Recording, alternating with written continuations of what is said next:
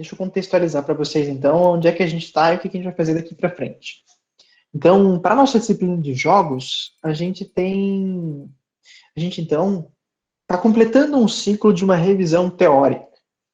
A gente começou, então, a gente demonstrou aspectos relativos a preços, a gente falou sobre custos, falamos sobre mão de obra na semana passada, alguns aspectos relativos a estoques, eficiência, vários elementos que, então, eles estão criando uma noção geral de como é que a gente tem que interpretar alguns sinais que a empresa precisa, que a gente precisa saber, lidando, então, com a gestão completa da empresa, em todos os setores e todos os departamentos.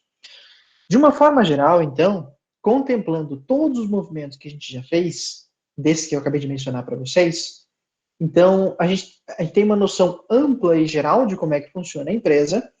Só que, então, se a gente fosse investidor, ou se a gente tivesse um cargo de alta gerência, eventualmente nós temos interesse só de saber alguns pequenos indicadores para ter uma noção geral de como é que a empresa, em que direção que a empresa está indo. Então, esses indicadores, eles provavelmente vocês devem ter visto isso, se não foi comigo, foi com algum outro professor de administração de capital de giro. Então, algumas pessoas vão lembrar desses indicadores, que eles são indicadores que eles fazem, basicamente, eles contemplam todos os elementos que qualquer tipo de gestor precisaria saber para ter uma noção de como é que anda o desempenho da empresa. Então, são os indicadores de endividamento, indicadores de liquidez, indicadores de rentabilidade, alguns indicadores operacionais e também indicadores de mercado. Os indicadores de mercado provavelmente não vai ser a nossa intenção completa. A gente pode passar por eles, mas para nossa dinâmica, para nossa disciplina, a gente não vai contemplar indicadores de mercado, porque então a gente teria que analisar índice de preço por valor da ação, retorno por valor da ação e ação, valor das ações, a gente não vai ver na nossa disciplina. A gente vai ver somente o valor que as empresas, o desempenho que as empresas vão ter nas suas operações, no dia a dia das operações. Então, para a gente começar, vamos começar então com indicadores de endividamento. Então, os indicadores de endividamento, antes da gente começar com indicadores de endividamento, deixa eu contextualizar vocês aqui em alguns princípios. Provavelmente, pessoal, quando vocês estiverem jogando o jogo em si, vocês vão ter alguns demonstrativos que eles são importantes. Isso aqui, já estão cansados de ouvir falar nesses demonstrativos, mas a gente precisa, às vezes, contextualizar alguns elementos que caracterizam esses demonstrativos. Então, primeiro, a gente sempre vai falar do balanço patrimonial, a gente também vai falar do demonstrativo de resultado. Vamos colocar siglas aqui, que às vezes facilita quando a gente tiver que retornar em cada um deles. Balanço demonstrativo de resultados. Deixa eu colocar o completo. Demonstrativo de resultados. Mais conhecido, popularmente conhecido como DRE. Opa. E a gente também tem fluxo de caixa.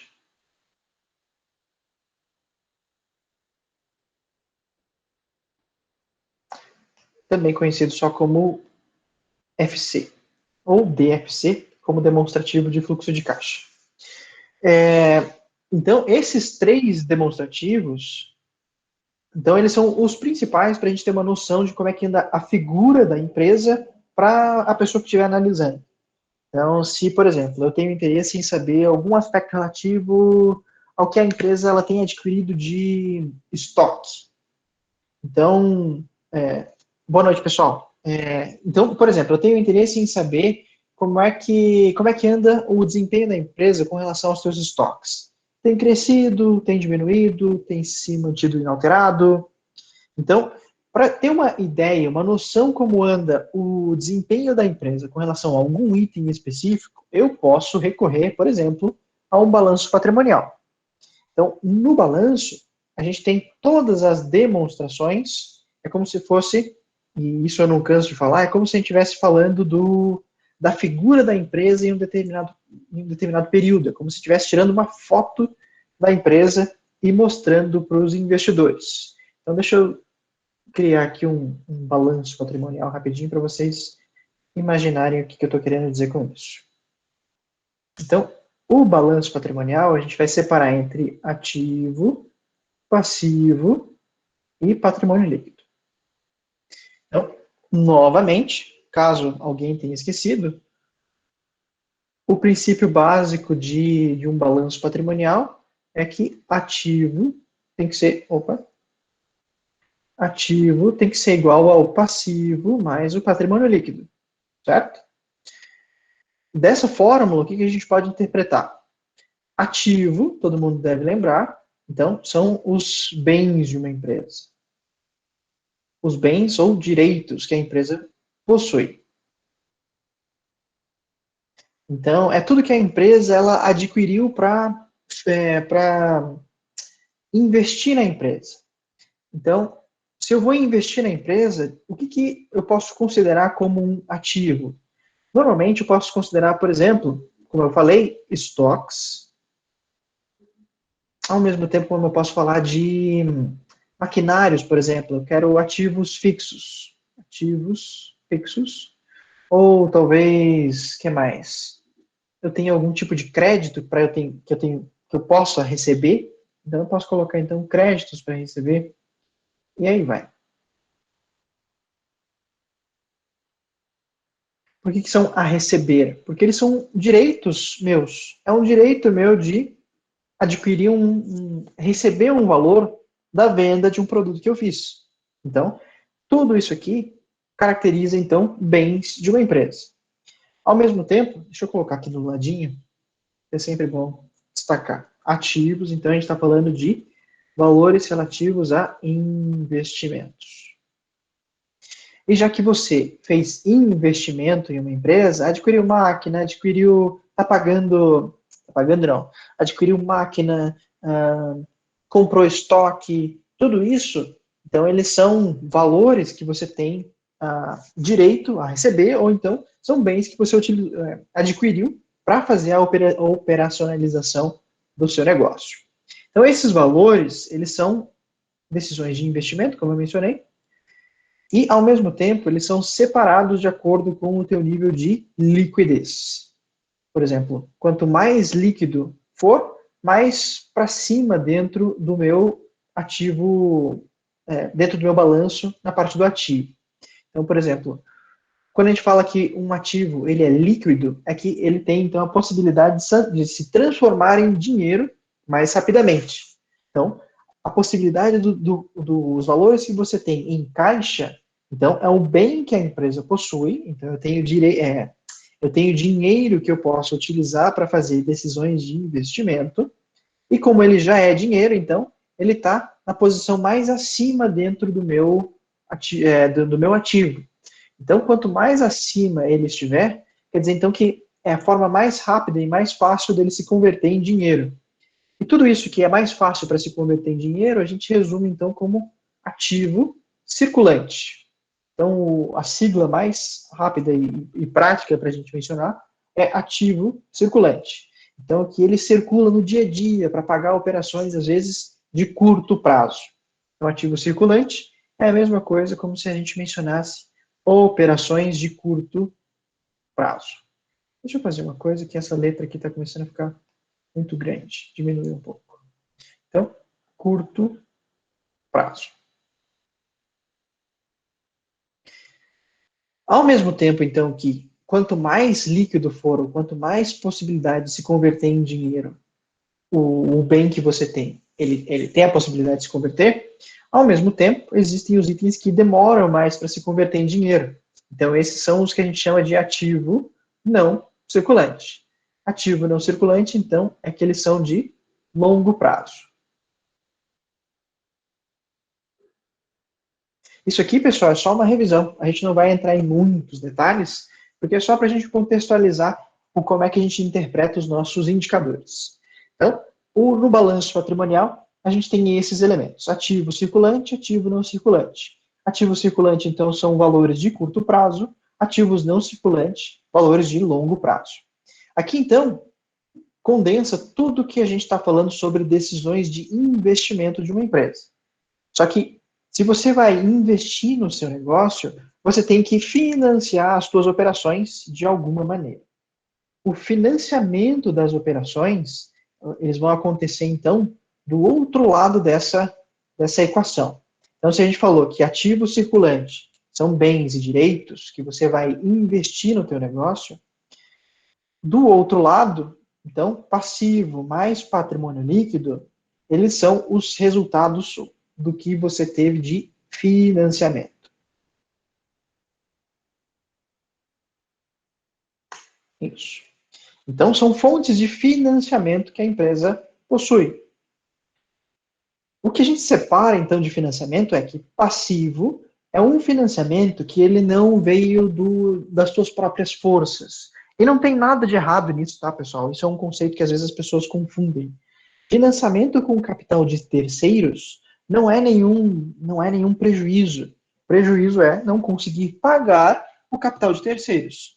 Mas, afinal de contas, se você tá buscando uma forma para crescer e você não possui capital próprio, o passivo, tudo que você consegue investir, tudo que você consegue financiar, que não seja com capital próprio, é o que a gente vai chamar então de capital de terceiros. Capital de terceiros. Então, é você pedir um financiamento, é você pagar salário de funcionário, pagar fornecedores. Tudo isso, quando você faz, por exemplo, uma operação de crédito com o teu fornecedor, nada mais é do que você, de certa forma, necessitar de um capital de terceiros. Então, você precisa, de certa forma, de uma benevolência do teu fornecedor, que você quer usufruir agora daquele produto, mas você só vai pagar daqui uma certa data acordada entre as partes. Então, o problema o problema do capital de terceiro é não pagar o capital de terceiro. É você não pagar um fornecedor, é você não pagar uma instituição financeira, não pagar o salário do seu funcionário, mas tudo que você tem de obrigação para financiamento, na verdade, inclusive, eu utilizei a palavra que resume tudo isso, é que ambos, tanto o patrimônio líquido como o passivo, eles são as obrigações que a empresa possui. A palavra, inclusive, que é muito utilizada é obrigação. A empresa ela tem uma obrigação de quitar sua dívida tanto com os sócios como com as instituições financeiras. Então, nesse caso, capital de terceiros é uma forma, é você buscar investimento com terceiros, e ao mesmo tempo você tem o capital dos sócios, tá? Que a gente chama de capital próprio. Acho que deu. Então, você tem duas opções de financiamento: capital de terceiros e capital próprio.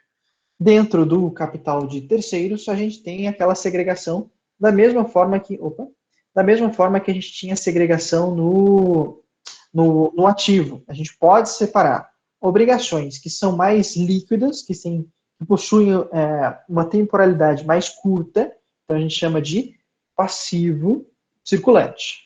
Então, nesse caso, eles são operações de curto prazo. Deixa eu colocar aqui uma outra sigla. Então, curto prazo. Não vou confundir. E mesmo no passivo, a gente tem operações que não são de curto prazo, então, que são de longo prazo. Às vezes você faz um financiamento a perder de vista lá. Você vai colocar lá em 85 anos para pagar essa dívida. Brincadeira, né? Mas vocês entenderam. Então, nesse caso, é o passivo não circulante. Então, essas são as siglas que normalmente a gente utiliza para dentro das nossas análises de indicadores. Então, a gente vai falar sobre ativo, sendo ativo circulante, ativo não circulante, passivo, sendo passivo circulante e não circulante, e o patrimônio líquido. Então, tendo uma noção geral sobre esse quadro aqui, pessoal, a tendência é que a gente consiga interpretar todos os indicadores com certa facilidade. Então, todos esses elementos, deixa eu apagar isso aqui antes que confunda, essa obrigação aqui não é só de patrimônio líquido. Obrigação é tanto para patrimônio líquido como para passivo. Aqui, inclusive, a gente vai ter que chamar de capital próprio.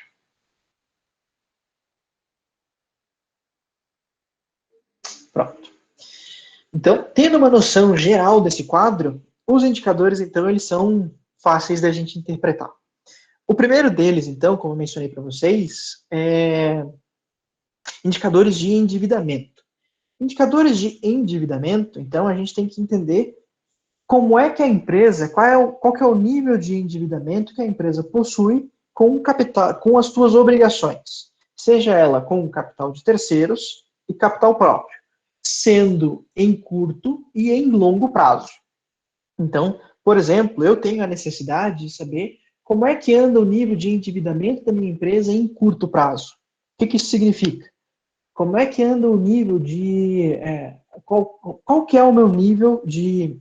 como é que eu posso dizer? Qual que é o meu nível de solução das minhas dívidas em curto prazo? Eu consigo pagar tudo? Com o que eu possuo de dinheiro em caixa é suficiente? Eu preciso recorrer a liquidar, por exemplo, ativos da minha empresa? Sim ou não? Então, essas respostas são os que os sócios, que investidores, que bancos, por exemplo, eles precisam saber. Inclusive, quando você vai pedir empréstimo num banco, você provavelmente, o banco vai pedir para vocês, tá, mas então me passa um balanço patrimonial do ano passado de vocês, ou do último trimestre, ou do último semestre.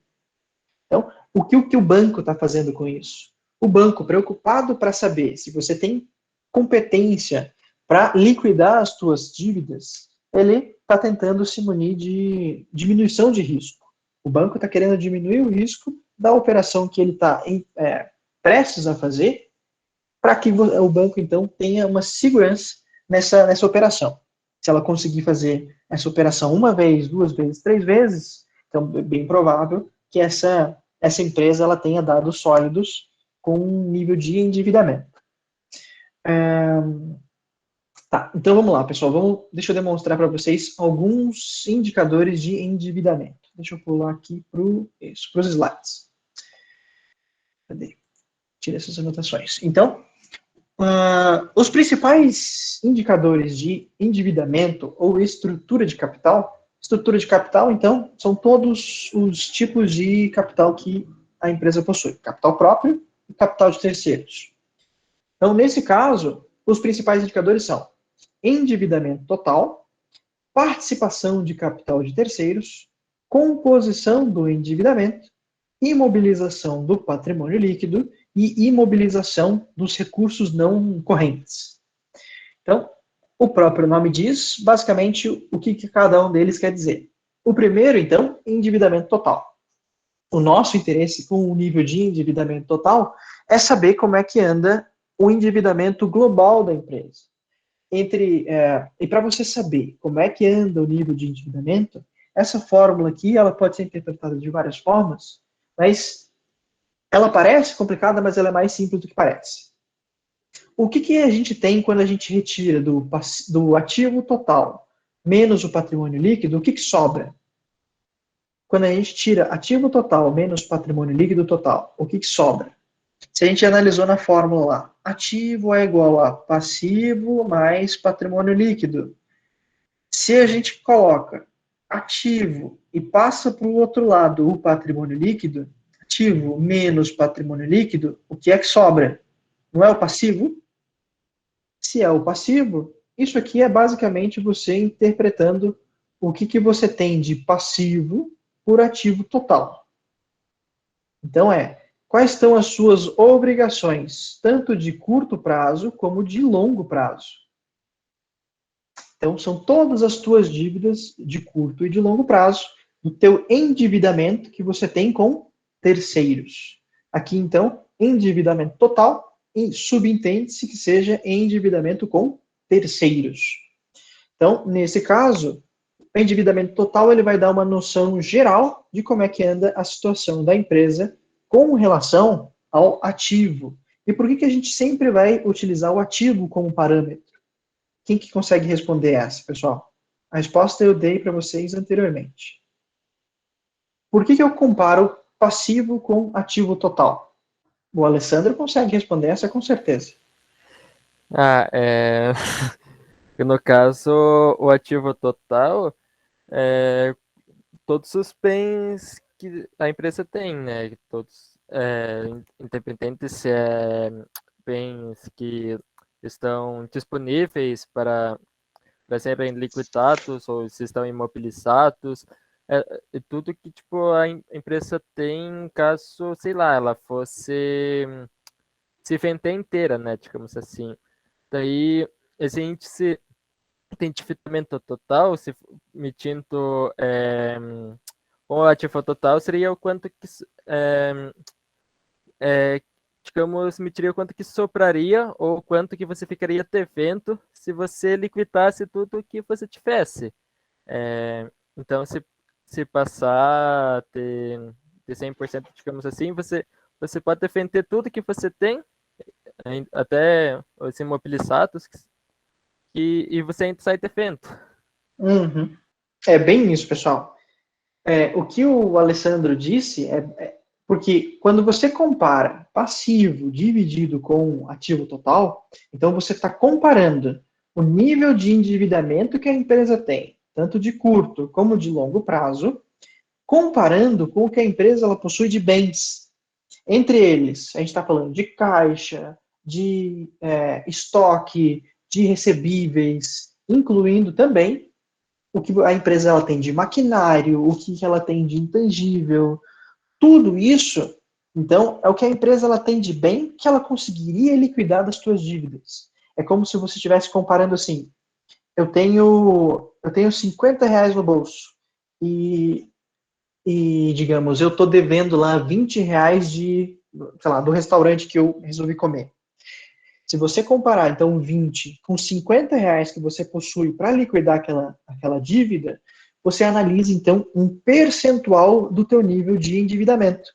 Então, 20 dividido por 50, então você tem 40% do seu orçamento para cumprir com a obrigação de você pagar a tua pizza. Então, nesse caso, quando você compara o nível de passivo total que a empresa tem com o que a empresa tem para liquidar aquela dívida, o que a empresa ela tem de bens, então, de alguma forma, você tem uma noção do nível de endividamento total da empresa. O que o Alessandro disse, o exemplo que ele colocou, inclusive, se esse o resultado disso aqui, se isso aqui for maior do que 100%, o que isso aqui significa? Quer dizer, então, que você tem um passivo maior do que o teu ativo total.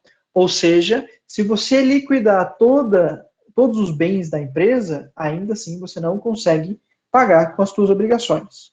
Então, o nível de endividamento, ela vai dar uma noção que a empresa está em uma situação caótica. Ela provavelmente ela está em situação de falência, ela não tem bens o suficiente para cumprir com as suas operações. Então, ela precisa rever a sua estrutura, certo? Então, esse indicador ele dá uma noção, ao ponto que, se esse indicador ele for menor do que 100%, então a empresa ela consegue pagar com as dívidas, só que daí você tem que sempre tentar perceber o percentual de cada um deles, das suas obrigações de curto e de longo prazo, que é exatamente o que os próximos indicadores eles vão dizer. Aqui, então, a gente está dizendo ativo total, endividamento total. O próximo indicador ele vai dizer, então, participação de capital de terceiros.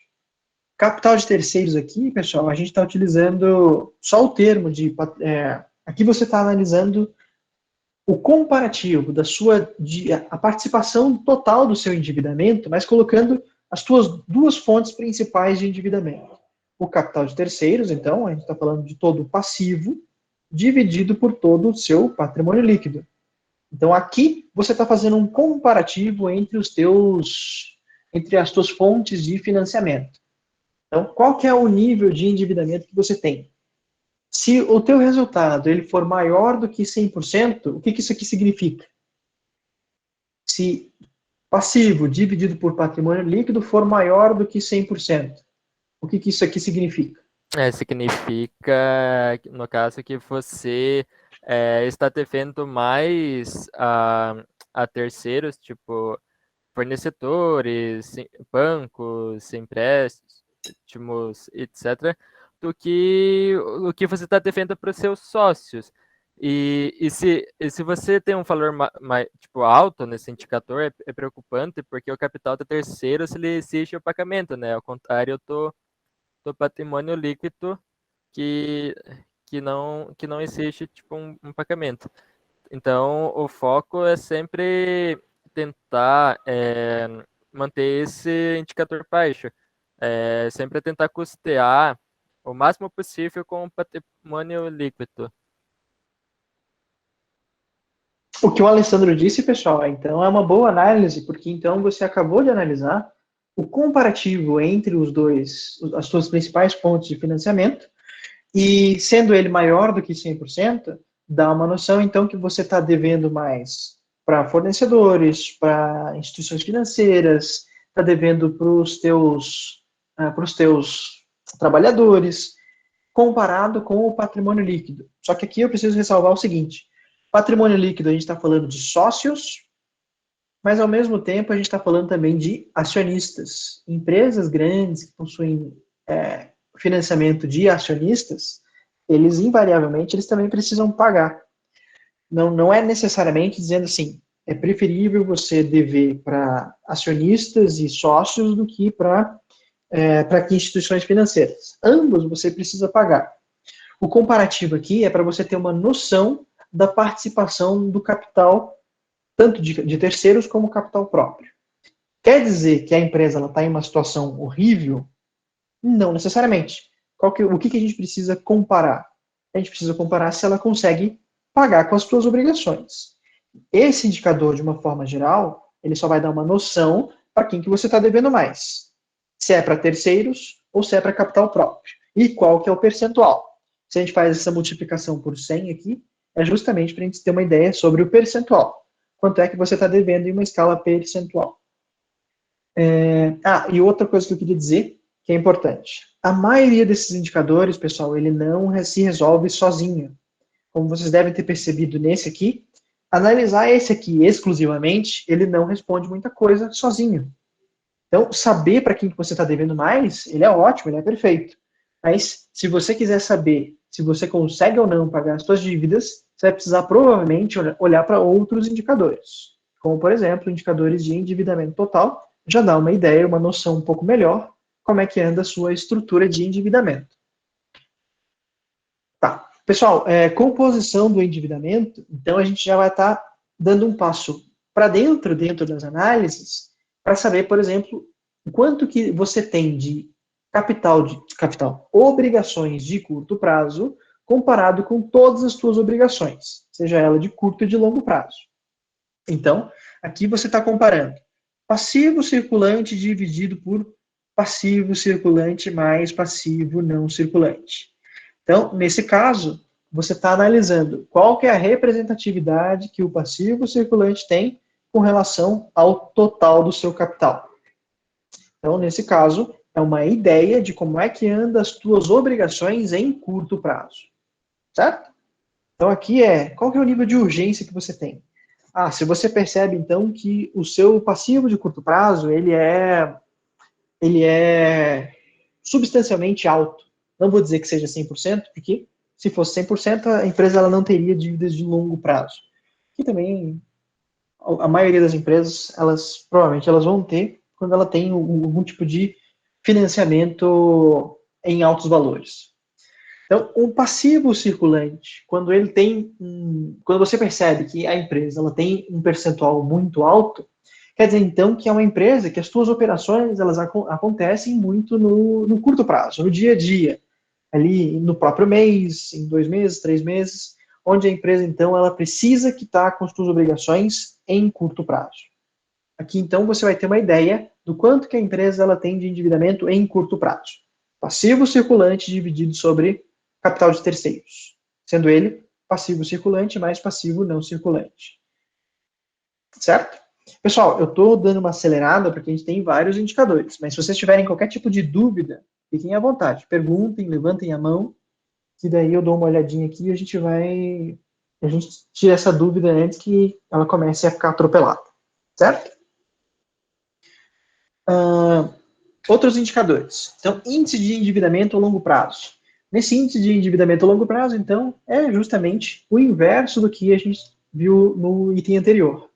A gente viu dívidas de curto prazo, índice de endividamento a longo prazo, ele vai justamente analisar passivo não circulante, então tudo que não tem obrigatoriedade em curto prazo, dividido por o que a empresa ela tem de passivo não circulante, só que aqui a gente acrescenta o patrimônio líquido. O que a gente faz com isso, pessoal? Por que a gente considera o patrimônio líquido?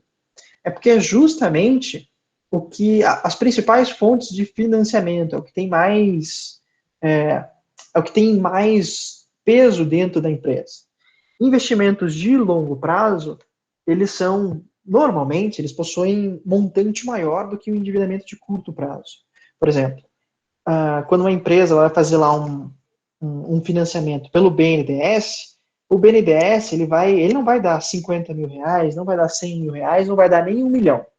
Normalmente vai ser em escala de 100 milhões, 1 bilhão, ou valores maiores. Nesse caso, então, o endividamento, ele tem, proporcionalmente aos demais, ele possui um peso muito maior. Então, endividamentos de longo prazo, claro, o prazo é estendido, como o próprio nome diz, mas os valores, querendo ou não, eles vão pesar bastante no resultado da empresa. Quando você compara, então, passivo não circulante mais patrimônio líquido, você está analisando justamente a representatividade que você tem das suas obrigações de não tão curto prazo com todas as suas fontes principais de financiamento. Então, é uma análise mais ampla, normalmente para empresas maiores. Aqui, ó, principalmente nessa observação aqui, quando eu digo que não importa tanto as dívidas que a empresa tem em curto prazo, já que elas mudam constantemente. Então, o nível de endividamento a longo prazo, ele vai ter uma perspectiva um pouco mais longa, né? Você não está analisando ali em um mês, nem em um ano. Às vezes é 20 anos, 10 anos, 30 anos. Certo? Depois, endividamento de imobilização de patrimônio, você vai comparar o que a empresa ela vai estar, de alguma forma, inviabilizando a retirada de dinheiro da empresa em curto prazo. Por quê? Quando você analisa ativo não circulante dividido pelo patrimônio líquido, o que a gente retira dessa equação? Deixa eu substituir a fórmula. Já que eu falei que ativo é igual a passivo mais patrimônio líquido, se a gente estender essa fórmula e eu coloco que ativo é a mesma coisa que ativo circulante mais ativo não circulante, eu posso substituir na fórmula, então, da seguinte maneira. Ativo circulante mais ativo não circulante é igual ao passivo mais patrimônio líquido. Quando a gente faz essa comparação, se eu, por exemplo, quando eu analiso, ativo não circulante dividido pelo patrimônio líquido, o que isso aqui representa? O quanto do dinheiro dos sócios você inviabilizou na verdade, você investiu em maquinário, em elementos que você não tem o interesse de retirar esse valor tão cedo. Então, dessa maneira, você pegou o dinheiro dos sócios e começou a montar o seu negócio. É como se você percebesse o quanto dos sócios foi empregado em valor que você não consegue quitar as suas obrigações tão cedo. Porque, afinal de contas, você compra um trator, você compra uma betoneira, não com a intenção de liquidar amanhã. Mas você tem o interesse de utilizar essa máquina por muito tempo. Então, imobilização esse dinheiro ele não vai servir para pagar minhas dívidas em momento algum. Então, índice de imobilização vai ser ativo não circulante dividido pelo patrimônio líquido. É como se você fizesse um comparativo, então, do meu capital próprio, o que eu inviabilizei para pagamento das minhas dívidas. Certo? Então, é como se você tivesse ou quisesse saber o que sobra do teu ativo circulante. Qual que é o percentual que te sobra para pagar as tuas dívidas em curto prazo. Certo? Deixa eu ver. Acredito que seja isso. Deixa eu deixar essa explicação, qualquer coisa eu passo para vocês depois. O que mais? Acho que é isso. Então, indicadores de endividamento, eles vão dar uma noção geral de como é que anda a estrutura de capital da empresa, dada algumas condições. Pessoal, alguma dúvida? Conseguiram entender? Lembraram do conteúdo? É uma coisa nova? É uma coisa velha? Todo mundo lembra? Eu lembro mais ou menos porque eu tive que usar no TCC para calcular os índices da empresa. Que bom, que pelo menos quer dizer que não foi um conteúdo perdido. Esse conteúdo, pessoal, inclusive, ele é um conteúdo que se utiliza muito pouco, mas quando você tem uma noção disso dentro do dia a dia da empresa, ele te dá uma visibilidade muito grande sobre o desempenho que a empresa está tendo em determinados momentos. Não vou dizer que seja solução para todos os problemas, porque afinal de contas você vai ter que então colocar em prática algumas percepções que você teve para que a empresa ela corrija alguns problemas. Mas ter uma ideia, pelo menos, já é um começo. O que mais? Certo. Então, pessoal, saindo do índice de endividamento, opa, deixa eu puxar para cá. Saindo então dos indicadores de endividamento, deixa eu eliminar isso aqui. A gente vai então para os indicadores de liquidez. Indicadores de liquidez, então, ou também conhecido como indicadores de solvência, que é a mesma coisa, denota então para a gente o quanto que a empresa ela tem de capital suficiente para quitar as suas obrigações. Então aqui a gente tem uma noção inversa do endividamento, o que a empresa ela tem para pagar com as suas obrigações. Os principais índices são liquidez corrente, liquidez seca, liquidez imediata, liquidez geral, índice de caixa e capital circulante líquido. Nesse caso, pessoal, índice de liquidez corrente, o primeiro deles, ele vai te dar uma noção qual que é a representatividade que o teu ativo circulante possui sobre o teu passivo circulante. Então, obrigações, na verdade, bens de curto prazo comparado com obrigações de curto prazo. Você está, então, fazendo um comparativo do quanto que a empresa ela tem em curto prazo para cumprir com as suas obrigações em curto prazo. Nesse caso, de uma forma geral, significa, então, que para cada R$1 que a empresa ela deve em curto prazo, o quanto que ela tem de cobertura no teu ativo circulante. Então, se esse resultado for maior do que 1, o que isso aqui significa? Ou maior do que 100%? O Alessandro? Eu esperei para ver se alguém ia responder. Era isso que eu ia falar. Quanto é maior que 1, esse índice de liquidez corrente, quer dizer que no curto prazo a empresa ela tem mais ativos do que passivos. Então, no curto prazo ela consegue cumprir com todas as obrigações e ainda sobra ainda ativos. Ela consegue cumprir com todas as obrigações de curto prazo, basicamente. Legal, obrigado, Alessandro. É isso que ele quis dizer, pessoal. Então, quer dizer que a empresa ela não precisa recorrer a outros bens que a empresa tem. Quer dizer que as suas operações elas se pagam no dia a dia. Então, o dinheiro que você gera de caixa, ela cobre o que você tem de obrigação em curto prazo. Basicamente isso. Então, quer dizer que a empresa ela consegue vender os teus produtos no dia a dia e sobra fôlego para pagar as suas obrigações no dia a dia. Então, se a empresa, por exemplo, ela é uma empresa que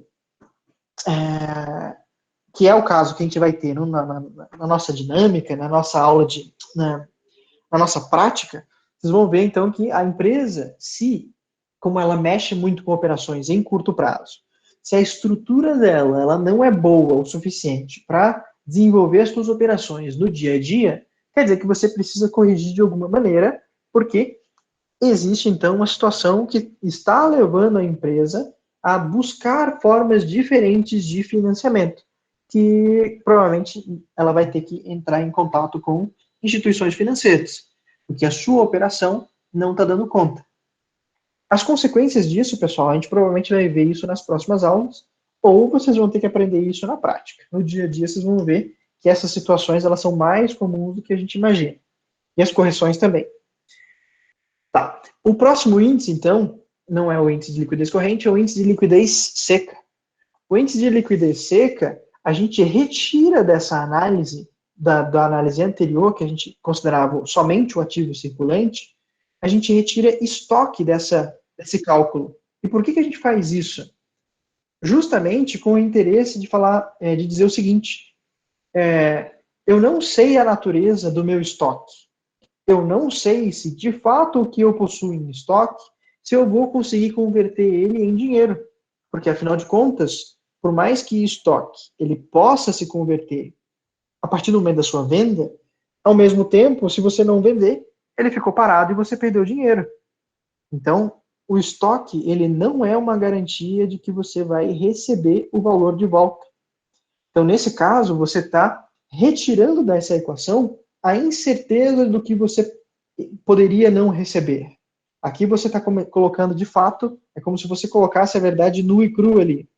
É somente o que você tem de dinheiro para pagar as suas obrigações em curto prazo. Estoque aqui você não considera como se fosse dinheiro possível de se reverter. Você ignora ele completamente e você faz uma análise. Qual que é o peso que o estoque tem para cumprir com as minhas obrigações? Afinal de contas, se pegar fogo no meu estoque, eu consigo pagar as minhas obrigações? Não consigo. Então você, a empresa, ela possui uma certa dependência nos estoques. Certo? É basicamente uma análise de como é que anda o peso que o estoque tem com relação às suas obrigações em curto prazo. O que mais?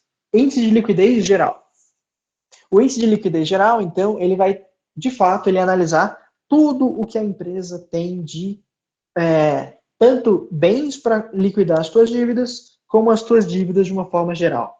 Aqui, então, a gente acrescenta do ativo circulante, a gente acrescenta o dinheiro que a gente tem a receber, só que ele não é em curto prazo. Então, é tudo que eu tenho para cumprir com as minhas obrigações, tanto em curto como em longo prazo. Então, aqui é dinheiro que eu tenho em curto e dinheiro que eu tenho em longo prazo. Ao mesmo tempo também que eu acrescento as minhas obrigações em curto prazo com as minhas obrigações em longo prazo. Então, acrescento essas duas figuras, tanto realizável a longo prazo, como exigível a longo prazo. Então, acrescentando essas duas figuras, eu tenho uma perspectiva de longo prazo sobre como é que a empresa ela consegue cumprir com as suas obrigações, saldar os teus compromissos, tanto em curto como em longo prazo. Por isso que a gente diz que é o índice de liquidez geral, certo? Alguns outros indicadores, pessoal, a gente vai acabar mencionando, mas ele não entra tanto no caso. Deixa eu ver. Índice de caixa, ele é um índice interessante, mas mais ou menos. Aqui, então, a gente só compara o quanto que a gente tem de dinheiro já em espécie, com todas as minhas obrigações. E tinha deixa eu ver. Esse aqui que eu queria mencionar para vocês. Provavelmente, pessoal, como vocês estão no quarto ano, eu dei essa disciplina no segundo ano. Então, são 2 anos atrás. 2 anos atrás, qual que era o contexto que a gente tinha? Um contexto não pandêmico, maravilhoso, bonito, onde empresas entrarem em greve era quase um absurdo, empresas ficarem paradas por muito tempo era um absurdo. Nossa, uma empresa ficar fechada lá um mês, não pode, é impossível. Não tem como isso acontecer. Né? Pois é. Então, esse indicador aqui, pessoal, inclusive, é um indicador que, se eu estivesse dando aula para vocês de administração de capital de giro, eu ficaria uma aula inteira falando dele pela sua importância agora no contexto que ele tem hoje. Então, o índice de liquidez de medida de intervalo, ele justamente vem dar uma ideia caso haja uma paralisação nas atividades da empresa. Diga lá, Alessandro. Mas, tipo, esse índice acho que tem que tomar meio cuidado com ele, porque, tipo, com a empresa fechada, os custos operacionais não vão ser os mesmos do que se ela tivesse funcionando, né? Por exemplo, ela não. Pensando, tipo, numa empresa de transporte, ela não teria o gasto com combustível dos ônibus rodando, ou do caminhão, etc. Certo. Aqui, a gente coloca, o índice ele considera custos operacionais médios diários. Então, é como se a empresa ela, operando, como é que ela, o quanto que ela conseguiria, quantos dias ela teria de operação com que a empresa ela possui ativo circulante. O que o Alessandro falou faz sentido, só que ao mesmo tempo a empresa ela tem alguns custos que ela não consegue se livrar, mesmo ela não tendo operações, que são os nossos custos fixos. Então, aqui nesse caso, a gente chama de custos operacionais, grande parte são custos fixos. É o que a empresa, invariavelmente, tendo operação ou não, ela teria que pagar para cumprir com as suas obrigações, sendo eles salário de funcionário, é, energia elétrica, que, claro, às vezes a empresa ela vai pagar alguma taxinha, mas não vai ser comparado com as suas operações, né, normais. Vai ter internet, conta de água, enfim, obrigações que invariavelmente a empresa tem, operando ou não. Então, nesse caso, quando você compara ativo circulante, então são os bens que a empresa tem em curto prazo, comparado com as suas obrigações médias diárias, o resultado disso vai te dar, então, quantos dias a empresa ela consegue operar sem receber nada. Então, fazendo um comparativo dos custos operacionais frente ao que a empresa ela tem de ativo circulante, a noção é que vai te dar o quanto que a empresa ela consegue sobreviver diariamente, quantos dias. E claro, aí você começa a visualizar oportunidades. Como é que você faz, por exemplo, digamos, a empresa ela percebe lá que ela consegue ficar 10 dias operando com o que ela tem de ativo circulante. Tá, mas 10 dias eu percebi que o cenário pandêmico não tinha como se reverter em 10 dias. O que eu faço então para conseguir suprir as minhas necessidades? Você pode, se você não consegue aumentar o teu ativo circulante, que seria uma das parcelas dentro desse cálculo, provavelmente você vai ter que diminuir os teus custos. Então, é corte de salários, é diminuição de gastos com, por exemplo, energia elétrica, ou renegociar dívidas. De alguma forma, você está renegociando para que os teus custos diminuam e os teus dias, consequentemente, aumentem. Então, essa equação ela vai ajudar a empresa a ter uma noção de quantos dias que a empresa ela sobrevive sem ter que pedir um fôlego para as instituições, certo? Esse indicador aqui, ele parecia um absurdo, mas ele é muito útil em casos como o que a gente viu no ano passado. Certo, pessoal? Índices de endividamento. Então, a gente falou de índices de endividamento e índices de solvência, índices de liquidez. Alguma dúvida aqui, pessoal? Conseguiram lembrar? Alguma dúvida? Tranquilo, né? Acho que dá para, revendo esses indicadores, dá para ter uma noção boa de como é que funciona. Certo. Pessoal, a gente tem mais 3 indicadores que a gente precisa mencionar. A gente provavelmente entra no detalhe. Aqui são poucos indicadores, só que eu não sei se a gente vai ter tempo hoje para falar sobre todos eles. Deixa eu ver se existe algum particular aqui para a gente tratar sem atropelar muita coisa. Tem uma coisa que eu quero levantar para vocês que não custa muito tempo. Deixa eu só pegar o slide aqui e eu já falo para vocês. Deixa eu ver se é esse. Eu preciso só de um gráfico que eu tenho, que é bem legal. Aqui, ó. Esse gráfico. Deixa eu ver se eu consigo colar aqui. Certo.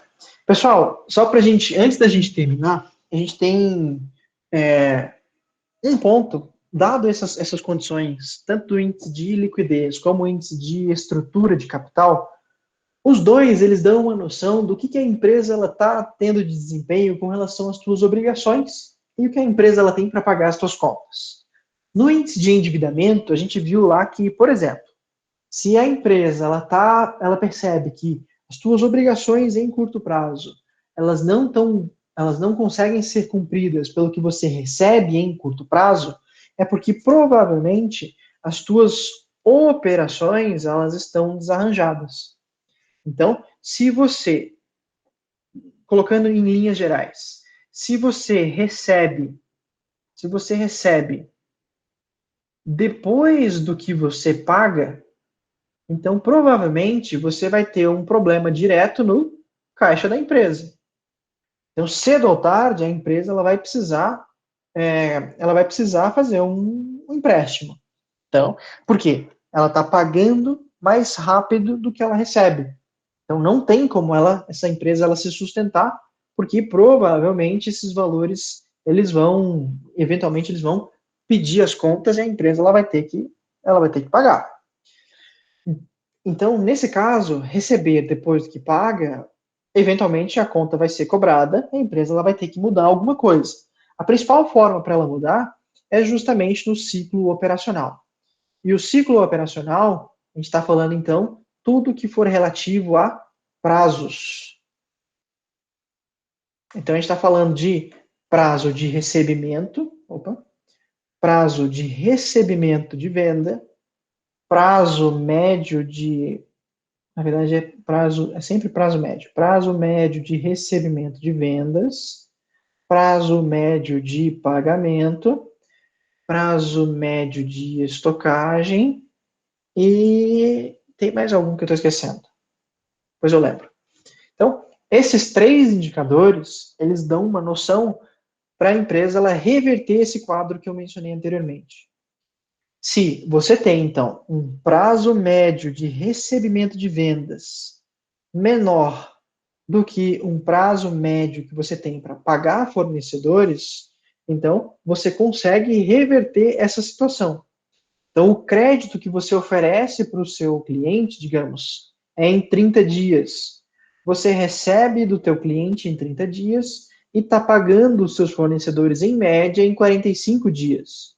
Isso significa, então, que você tem um recebimento mais rápido do que você paga. Isso dá um fôlego para a empresa ela cumprir com as suas obrigações. E é isso que a gente vai ver nas próximas aulas. Como que a empresa ela reverte o quadro de insuficiência de caixa? O que ela precisa mexer para que o quadro se reverta?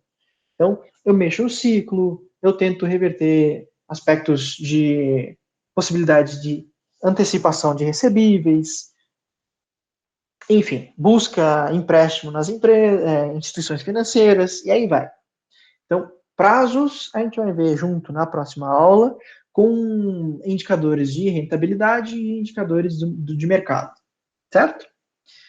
Pessoal, alguma dúvida, algum questionamento, alguma sugestão? O que vocês me dizem? Acho que tranquilo por enquanto, né? Acho que sem dúvidas. Tá, pessoal, vou antecipar então, próxima aula. Isso. Provavelmente, próxima aula, a gente vai fazer um trabalhinho em grupo novamente. Então, vocês vão se reunir com os grupos de vocês.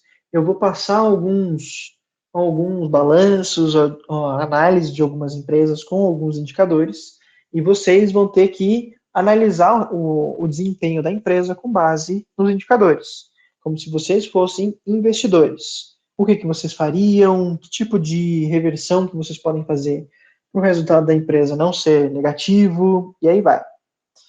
Então, esses indicadores, vocês precisam não decorar cada um deles, mas pelo menos ter uma noção de como é que cada um deles funciona, para, caso vocês fossem gestores do negócio, vocês conseguissem tomar algumas decisões para melhorar o desempenho.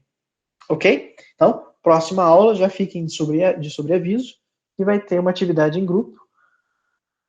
Se der tempo, a gente faz em sala, se não der tempo, então ele fica para vocês resolverem em casa.